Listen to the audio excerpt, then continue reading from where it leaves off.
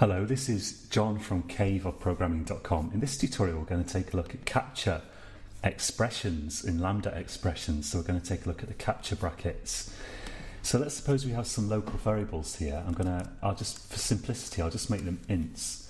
Let's set int 1 equals 1, 2 equals 2, 3 equals 3. So we've got some variables to work with here. Let's have a lambda expression. So we've seen that we start with these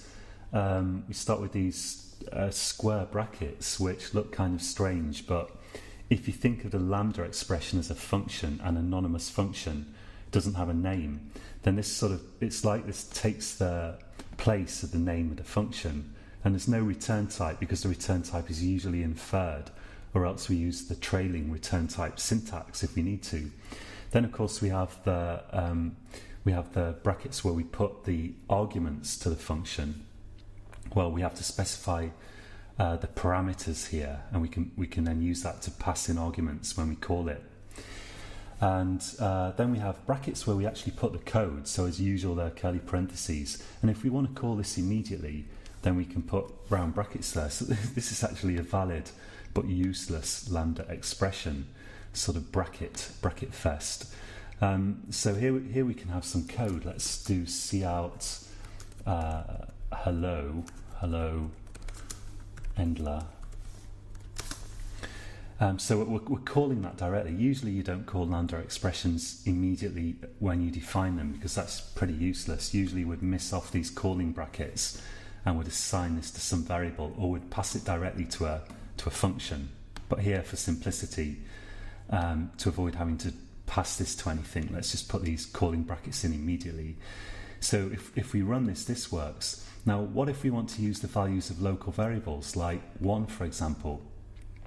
We can't immediately use it like this because the lambda expression has its own scope. So if we build this, we get an error. But we can actually use these square brackets to, not exactly to pass in variables, but to capture them. So we can capture local variables here. So let's say we want to capture 1. We can just type 1 in there, and that works. Let's maybe put 2 in there as well. So let's have some punctuation and put in 2.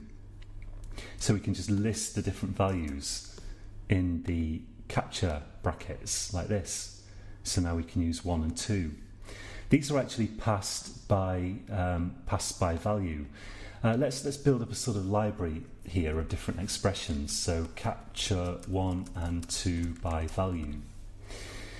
Now this works, but if you want to capture just all your local variables by value, you can actually just use an equals sign in your capture expression.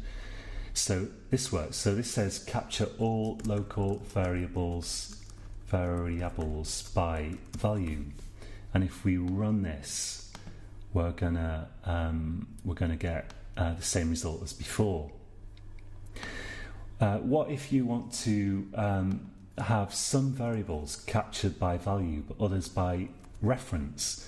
So the equal sign has to be the first symbol in the capture expression, but we can then go on and specify other variables that we can capture by reference, like this. So here I'm saying capture 3 by reference. So this says capture all local variables by value, but capture 3 by reference. So the default is, so we're saying default is capture all local variables by value, but we're specifying, but capture 3 by reference. So now, although we can't do stuff like 2 equals 7, that's not going to work because 2 is captured by value because it's in the default there. But we can do this with 3, and after that we could say cout 3, and we can see that 3 has indeed been changed because of course it's been captured by reference. So we can change the original copy of 3. So let's run this. So we've got the same result as before here, 1, 2. And we've actually assigned to 3. So we could output 3, we could assign to it. We could do anything with it that we could do with a variable that's passed by reference. So on the other hand, what if we want to capture all local variables by default by reference, but let's start with that. So you might guess how this looks. If we want to capture them all by reference by default, we just put a reference symbol in there, an ampersand. So now we can assign to 2 and 3 and do whatever we like. Let's output 2 there. So this must be the first symbol in these capture brackets, and you often see lambda expressions that just have nothing but a reference symbol in there, or for that matter, an equals symbol. So it saves you having to specify how we're going to capture particular variables. But of course we can do the same thing that we did when we captured by value. We can say capture all local variables by reference by default, but 2 and 3 by value. So let's say here reference is the default, but 2 and 3 are by value. So now we can't assign to 3, so this gives us an error if we try to build it. But we can assign to 1. We can assign to 1. So here we've captured 1, 2 and 3 by reference, except that we've said, okay, 2 and 3 are actually going to be by value. So now only 1 is captured by reference there. So if we run this should work. And we can run this, and there we go. So let's output 1, and let's set it to something completely new, like 100, just to prove that that's actually working.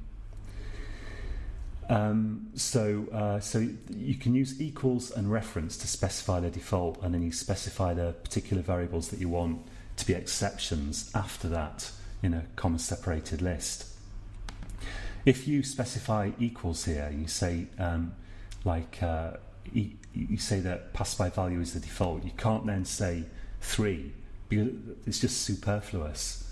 So if you specify equals as a default, pass by value, you can't then list more variables to be captured by value. It wouldn't make any sense, and it won't actually compile. And the same for the reference. If we pass by reference, we can't specify a variable to be passed by reference because it's included now in the default, and this expression won't actually compile.